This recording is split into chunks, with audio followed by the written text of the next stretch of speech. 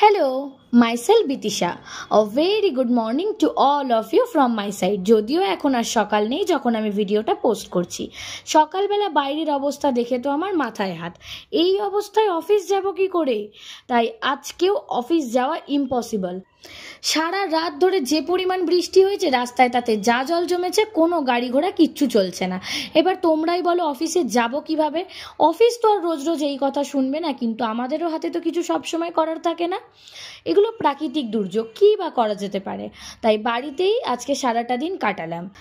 বৃষ্টি আমি পছন্দ করি, এটা ঠিক কথা, কিন্তু বৃষ্টি নয় ঘরে বসে জানলা দিয়ে দেখতেই ভালো লাগে। বাইরে বেরোলে রিয়েলিটিটা ফিল করা যায়।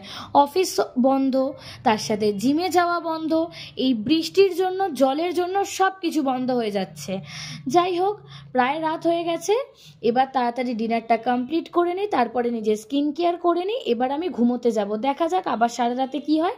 কিন্তু ইচ্ছে তো রয়েছে, বৃষ্টি যদি না হয়, জল যদি কমে যায়, কাল আমি অফিস যাব।